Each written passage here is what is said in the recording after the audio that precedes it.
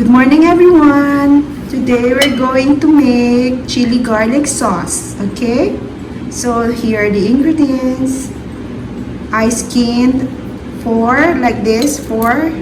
garlic.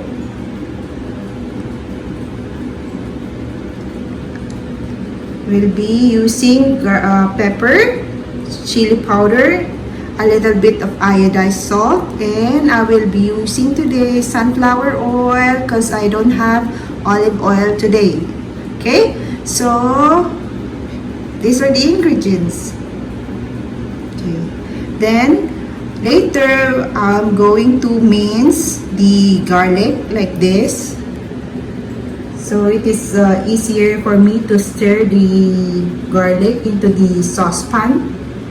Okay, I will just mix them all together.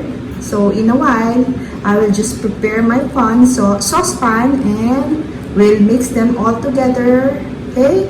Okay, see you in a bit.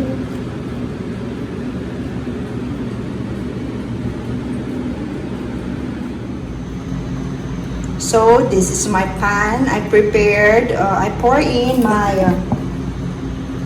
this one, sunflower cooking oil into the pan, at least 5 tablespoons. Okay, let it fire up for a while, then I will already pour in my minced garlic, and then I'll just stir for at least 45 minutes, and then pour in the chili powder. Okay.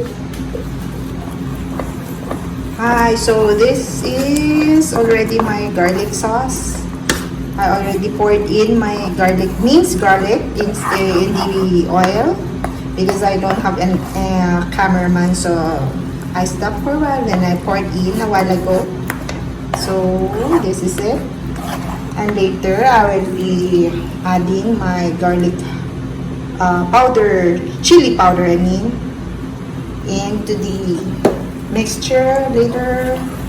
Okay, we'll just stir in and stir. Okay, with medium heat.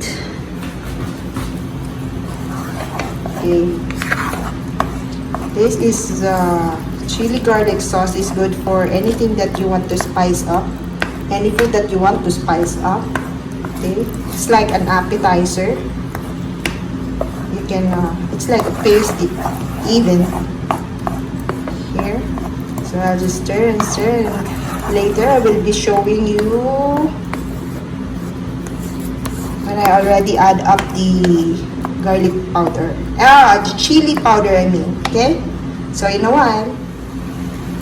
So I already add up the chili powder and pepper powder. So I will be stir like this, slowly incorporate all the ingredients.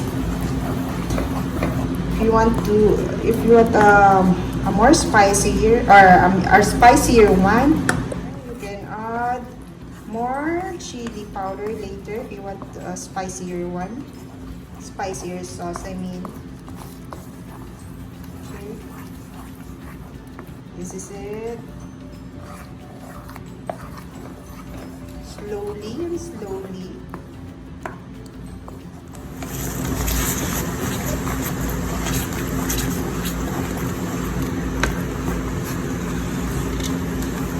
See? Maybe I will be stirring for like 45 minutes to 1 hour until it is cooked. I will show you later when it is cooked already. The oil will come out after it is cooked. Okay. I added more chili powder because my son liked it a little bit spicier.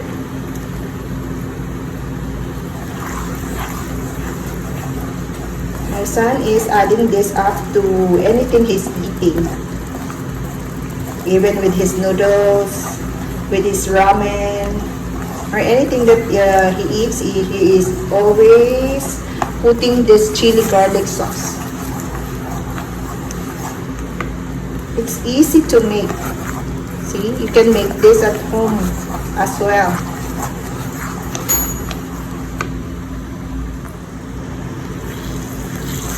So this is the one after, this is the sauce after 5 minutes of stirring and stirring.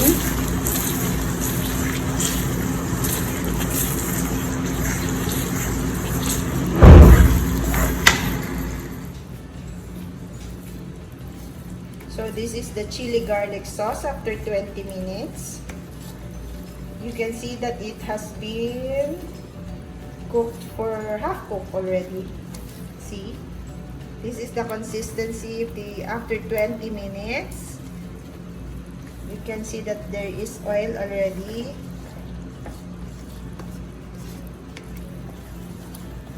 So it smells like super spicy already.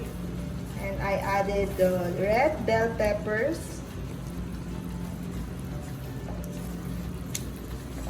See, just stir, stir, stir. And after 20 minutes again, let's see if this cooked already, and I will show you again. Okay, so this is already my chili garlic sauce. So it's cooked already, and I will be placing them in small containers, okay, for own consumption, and some I will be giving to my friends. Okay, so it's so easy to make. For like an hour, you can make this chili garlic sauce. Okay? Please don't forget to subscribe to my channel.